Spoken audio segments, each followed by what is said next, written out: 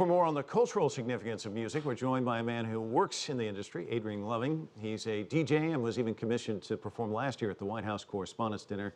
Adrian, talk to me generally about the influence of music on culture. Why is it so important in all these different cultures, would you say?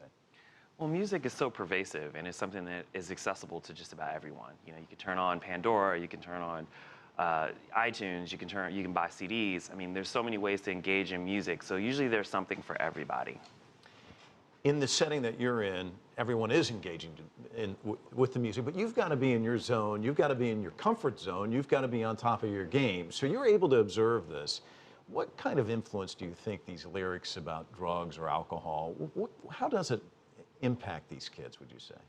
Well, it's interesting because I play a lot of different types of events. I do high-level galas, I do weddings, I do clubs and parties, but I try to make it a mandate not to play foul lyrics or clean versions of songs. And I think since music has kind of changed over the years with, you know, crackdowns on sampling, people have become less creative, and other influences allow people to, you know, bring in sort of different sensibilities. So lyrics can be foul, you know, and some people like it. Like if you listen to like some Dirty South music, you know, there might be, or trap music, or some of the pop that's on the radio, you know, it can get pretty nasty. We look at people like Amy Winehouse, Michael Jackson in recent history, and yet it seems almost a generational thing. I mean, the parents of these kids who are out there listening to this kind of music, they have their own stories of Jimi Hendrix and Janis Joplin.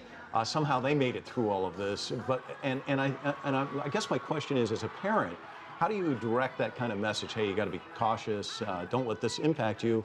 When the parents were doing kind of the same sort of thing when they were that age. I mean, yeah, absolutely. Alcohol and drugs is no stranger to the music. I mean, even going back to Woodstock and before that.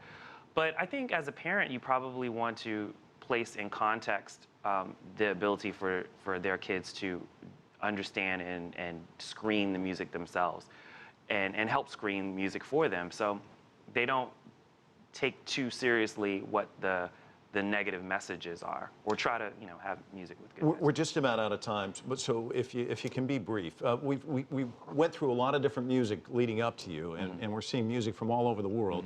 But the people like Beyonce and some of these that can transcend cultures and end up all around the world, is it harder for somebody somewhere else to come to the United States? Is it the export-import business different?